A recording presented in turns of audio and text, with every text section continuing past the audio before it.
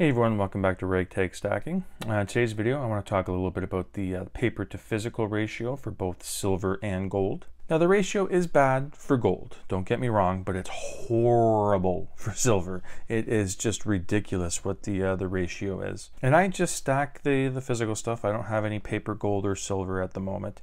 For me, I just like stacking this, and as I said before previously, it's not, I don't view it so much as an investment as I do as like a physical savings account and just trying to have that, wealth preservation. But, for a lot of people that are on the paper side and trading and things like that, well, they can make a pretty profit off of it. And that's why you see the numbers the way they are. Because, with all that physical and made up contracts out there, it's easier to manipulate the prices. And that's what you see. Despite what a lot of these, people that were into the silver raid and the squeeze and all that stuff, buying physical silver is not going to be jacking up the spot price like they thought it would, seeing what happened with GameStop and all that. The physical side is not where you're going to be seeing the manipulation. You're going to be seeing the manipulation in the inflated paper contracts. So what I'm going to do now, I'm going to show you what the ratio is for gold and silver. And yeah, it's horrible. It's ridiculous. And I don't know. I don't have the answer to it. The people that are making money off of it aren't going to be looking to make any drastic changes because that'll screw up their bottom line. So I really don't know what the answer is to all of this stuff, but I will show you this. And yeah, like I said, it's pretty disgusting. Okay, so I'm here on the usdebtclock.org, and as you can see, there's a lot of stuff going on here. They have a lot of information, always on the go. You can see the numbers flipping over. You can see that the U.S. national debt is just about to flip over to a new million right about now, and yeah, everything is always on the go here. But what I'm looking for is in the bottom right corner over here. I'll maybe make this a little bit bigger so you can see. We're looking at the paper to silver ratio and the paper to gold ratio. And you can see paper is still way up there with 370.9, basically 371 to 1 is the paper ratio and for silver. And the paper to gold is 112.16 to 1. So those numbers are pretty massive, especially whenever you look. I try to look up what the silver ratio is, the paper to physical for silver, and when you Google it or try to look it up online, the number is still 250 to 1. No one's updated it, even though they have it here on the National Debt Clock. They show what it is. There's been really no reporting on how much more it's gone out of control than when it was at 250 to 1. All the articles that I ever come across still says 250 to 1. And as you can see, the silver, I said it was basically 371, but in the time I've been talking here, it did flip over to that 370 to 1 from the 0.99. So yeah, it just keeps going up. Obviously, that was just a little bit of movement just in the couple of minutes that I've been talking here. But I really don't have an answer to any of this. I don't really know how you could curtail this. Especially with the ease of making these paper contracts and the benefit that a lot of people get from it, like the big banks and hedge funds and all that. So if the people that are making a lot of money, like the elites, if they're making a lot of money by keeping this ratio the way that it is, I do not see it changing for a long time, and that's unfortunate. You know what I mean? It's pretty bad.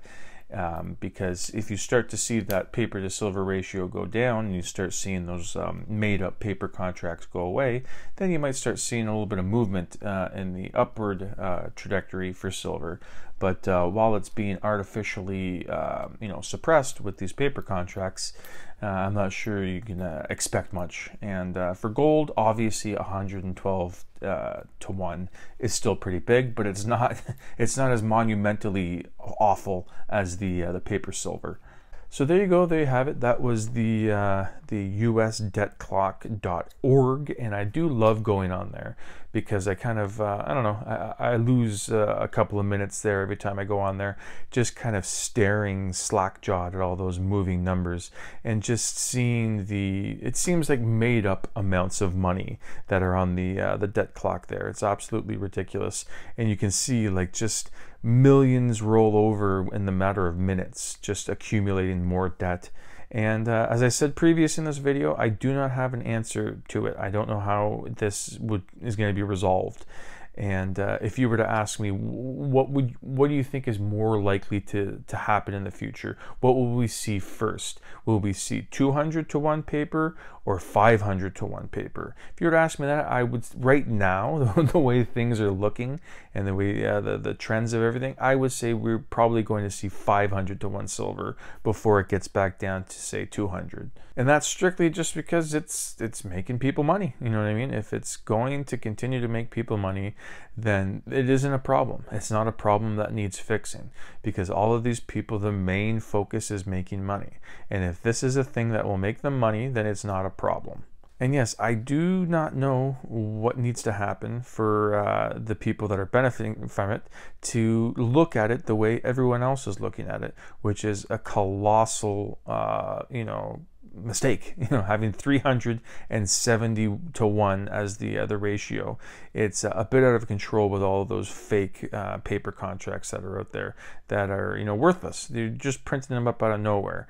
And if, say, 10% of those that have the contracts and are looking for that one piece of gold that 370 people have a stake to, then things are going to get a little dicey when it comes to people actually trying to get their gold that the paper says they own.